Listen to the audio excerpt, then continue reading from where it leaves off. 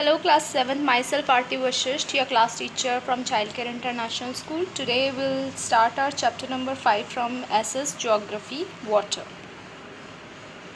आइए चैप्टर की शुरुआत करते हैं। देखिए चैप्टर की शुरुआत में बात की गई है वाटर की। वाटर किस किस फॉर्म में हमारे अर्थ पर मिलता है, in rivers, waterfalls, rain drops, in our taps. तो हर तरीके से वाटर अलग अलग जगह में पाया जाता है। और आगे इसमें बताया गया है किस प्रकार से सन की हीट की वजह से इवेपोरेशन होती है वाटर वेपर्स की। और वाटर वेपर्स कूल्स डाउन होते हैं, कंडेंस होते हैं, यहाँ कंडेंसेशन होती है, क्लाउड्स बनते हैं, उसके बाद रेन होती है।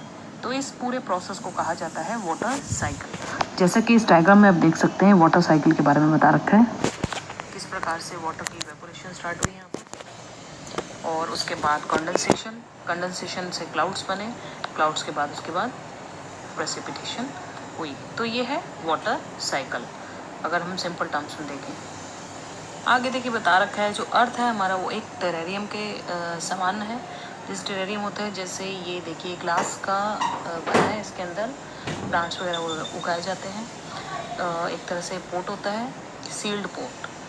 और इसमें बता रखा है कि जो वाटर आज से कई सेंचुरीज पहले था अर्थ पे, वही वाला वाटर रिसाइकल होकर अगेन एंड अगेन हम अलग अलग फॉर्म में उसको यूज़ कर रहे हैं। जैसे इसमें एग्जांपल बताया है कि कोई ऐसा वाटर जो इरीगेट करने के लिए, मतलब इरीगेशन के लिए यूज़ होता है, हरियाणा में हो सकता है वो वाला सेम वाटर अमेज़ोन रिवर जो कि साउथ अमेरिका में है, तो वहाँ पर कभी फ्लो किया हो। तो कहने का मतलब ये है कि सेम वाटर रिसाइकल होकर हमारे तक पहुँचता है। अब देखिए आगे बता रखा है इसमें major sources of fresh water कौन कौन से हैं। इसमें रिवर्स है, पॉन्ड्स है, स्प्रिंग्स है, ग्लेशियर है। इसके बाद इसका डिस्ट्रीब्यूशन बताया जाएगा कि इसमें ज़्यादा मैक्सिमम फ्रेश वाटर मिलता है। और ओशन बॉडी और सी में बता रखा है कि मोस्टली सोल्टी वाटर पाया जाता है। और इसमें इसकी सैलिनिटी का मेन कारण क्या है, मतलब इसकी जो नमकीन है ये किस वजह से है, क्योंकि इसमें डिज़ोल्व्ड सॉल्ट पाए जाते हैं।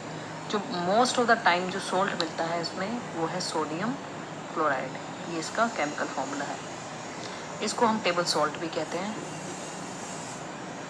अब देखिए इसमें सैलिनिटी की डेफिनेशन बताई गई है। डेफिनेशन से क्या है, इसका मतलब है कि अमाउंट ऑफ सॉल्ट जितना मिलेगा हमें 1000 ग्राम ऑफ वाटर में, 1000 ग्राम ऑफ वाटर में अगर हम देखें तो कितना सॉल्ट है उसको हम कहेंगे सैलिनिटी। जैसे एवरेज सैलिनिटी की बात कर रखी है, एवरेज सैलिनिटी पाई जाती है 35 पार्ट्स पर 1000 पीपीटी बोलेंगे इसको। अगली हेडिंग देखिए इसमें बताई गई है distribution of the water bodies. अब हमें पता है कि 3/4 ऑफ द अर्थ सरफेस है वो किससे घिरा हुआ है, वाटर से। अब देखिए जितना भी वाटर है सब वाटर पोर्टेबल नहीं होता। इसमें मोस्टली जो वाटर है वो पाया जाता है ओशंस में। आइए इसमें परसेंटेज देख लेते हैं किस प्रकार से विभाजित कर रखा है। ओशंस में देखिए सबसे ज़्यादा वाटर मिलता है, 97.3% of the water is found in oceans. उसके बाद जो फ्रेश वाटर है उसकी मात्रा बहुत ही कम है। सबसे ज़्यादा मात्रा पाई जाती है आइस कैप्स में, उसके बाद पाई जाती है ग्राउंड वाटर में। तो ये दो जो सोर्सेज हैं बहुत इंपॉर्टेंट हैं, क्योंकि इसमें फ्रेश वाटर पाया जाता है। और हमें पता है कि फ्रेश वाटर की कितनी ज़्यादा प्रॉब्लम फेस करनी पड़ रही है आजकल के टाइम में, क्योंकि बहुत सारी ऐसी कंटामिनेंट्स हैं जो वाटर में मिलते जा रहे हैं, और उनको फ़िल्टर आउट करना, उनको क्लीन करना उस वाटर से बहुत ही ज़्यादा मुश्किल है। आगे इसमें बता रखा है कि फ्रेश वाटर लेक्स में, इनलैंड सीज़ में, सॉल्ट लेक्स में कितना फ्रेश वाटर पाया जाता है। एटमॉस्फेयर में पाया जाता है और सबसे कम पाया जाता है रिवर्स में। तो कई बार ये पूछ लिया जाता है कि सबसे ज़्यादा जो फ्रेश वाटर है वो किस में मिलेगा, तो इसको एक बार दोबारा देख लेना चाहिए। आइस कैप्स में सबसे ज़्यादा और सबसे कम है इसमें रिवर्स में। सेकंड नंबर पे आता है ग्राउंड वाटर। आगे देखिए एक बहुत इंटरेस्टिंग फैक्ट बता रखा है कि डेड सी है जो इसराइल के पास है, उसकी जो सैलिनिटी है वो 340 ग्राम्स पर लीटर ऑफ द वाटर है।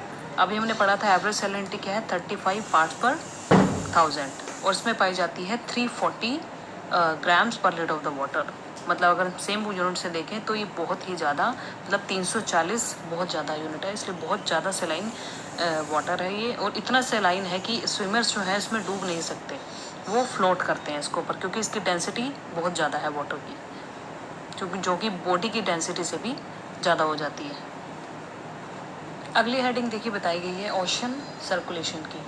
उसमें बताया गया है कि जो ओशन वाटर है वो कंटिन्यूसली मूवमेंट शो करता है।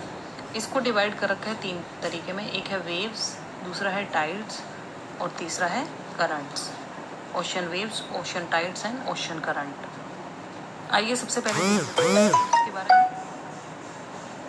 ओशन वाटर है जो वो कंटिन्यूसली राइज करता है और फॉल करता है ऑल्टरनेटिवली, इसको कहते हैं वेव्स। अब आगे देखिए बताया है कि स्टॉर्म के टाइम में विंड्स जब बहुत ज़्यादा तेज़ से ब्लो करती हैं तो क्या होगा, हाई स्पीड विंड की वजह से ह्यूज वेव्स पैदा होती हैं, ठीक है, उससे डिस्ट्रक्शन होता है जैसे अब मालूम है हमें। और उसके बाद इन्हीं वेव्स की वजह से अगर अर्थक्वेक हो, वोल्केनिक इरप्शन हो, जैसे ये हमारा सी है, सी के अंदर भी हमें पता है बहुत सारी लैंडफॉर्म्स पाई जाती हैं, बिल्कुल लैंड पर जैसे पाई जाती हैं लैंडफॉर्म्स, उसी प्रकार से यहाँ माउंटेन्स वगैरह भी पाए जाते हैं, उनका नाम अलग होता है, ठीक है। उसके बाद इसमें भी वोल्केनिक कुछ पीक्स होती हैं। अगर यहाँ पर कुछ वोल्केनिक इरप्शन हो या फिर अर्थक्वेक आए या फिर लैंडस्लाइड आए तो उसकी वजह से होता है बहुत ज़्यादा बड़ी वेव्स उत्पन्न होती हैं, ठीक है। उन्हीं वेव्स को कहा जाता है सुनामी वेव्स, ठीक है। ये बहुत मतलब 15 मीटर तक बन सकती हैं। अब तक की लार्जेस्ट सुनामी वेव जो है 150 मीटर हाई की मानी गई है और इनकी स्पीड लगभग 700 किलोमीटर पर घंटे तक की रफ्तार से चल सकती है। और 2004 की जो सुनामी आई थी वो इसी वजह से आई थी, उसने अंडमान एंड निकोबार की जो आइलैंड्स हैं उनको बहुत ज़्यादा प्रभावित किया था। इंदिरा पॉइंट जो हमारा सदर्न मोस्ट पॉइंट है वो सबमर्ज हो गया था इस सुनामी के बाद। अब देखिए सुनामी जो है एक जापानीज़ वर्ड है जिसका मतलब होता है हार्बर वेव्स। हार्बर वेव्स इसलिए कहा जाता है जो हार्बर्स होते हैं वो डिस्ट्रॉय हो जाते हैं जब सुनामी आती है, तो इसी के नाम पे इसका नाम रखा गया है हार्बर वेव्स। अगले देखिए जो ओशन की मूवमेंट बता रखी है ओशन वाटर की, वो है टाइड्स। टाइड्स क्या होती हैं, जो रिथमिक राइज और fall of the ocean water है उसको कहते हैं हम टाइड। अब देखिए जो मून की ग्रेविटेशन फोर्स है, जो सन की ग्रेविटेशन फोर्स है, उसकी वजह से जो अर्थ के ऊपर वाटर है वो उनकी तरफ अट्रैक्ट होता है और उसी के अनुसार ही वो मूव करता है। तो इसकी जो रिदमिक मूवमेंट होती है उससे बनती हैं टाइड्स, ठीक है। एक टाइम पे ये हाईएस्ट लेवल पे होती हैं और दूसरे टाइम पे ये लोएस्ट लेवल पे होती हैं। तो ये जो फिनोमेना होता है दिन में 2 बार होता है। हाई टाइड के टाइम पर वाटर हाईएस्ट लेवल पे होता है, राइज करता है शोर्स पे। कभी कभी देखा है बीचेस पे वाटर के जो वाटर लेवल है वो बहुत ज़्यादा बढ़ जाता है, जिससे बीच सबमर्ज हो जाते हैं, कई बार बीच को बंद करना पड़ जाता है इसी वजह से, ठीक है। और कई बार ऐसा होता है दिन में कि जो वाटर लेवल है बहुत ज़्यादा पीछे चला जाता है और जो मतलब वहाँ पर जो टूरिस्ट वगैरह हैं लोग जाते हैं वो बिल्कुल यहाँ ओशन तक पहुँच जाते हैं। अब आगे देखिए इसमें ये एक्सप्लेन कर रखा है कि टाइड्स बनती कैसे हैं। टाइड्स 2 तरीके की बता रखी है, एक होती है नीप टाइड, एक होती है नीप टाइड। हमें याद रखना है कि मून अपने क्वार्टर में होगा तो उसको कहेंगे नीप टाइड, ठीक है। ये फर्स्ट क्वार्टर है, सेकंड क्वार्टर्स के कई क्वार्टर्स बनते हैं। और यदि मून इसकी सीध में होगा, मतलब सन मून और अर्थ एक ही लाइन में होंगे, चाहे वो न्यू मून के वक्त हो, ये न्यू मून है, और चाहे वो फुल मून के वक्त हो, तो भी बनेगी स्प्रिंग टाइड। तो दोनों के तरीके हमने समझ लिए। नीप टाइड बनेगी जब मून अपने क्वार्टर में होगा और स्प्रिंग टाइड बनेगी जब तीनों एक ही लाइन में होंगे।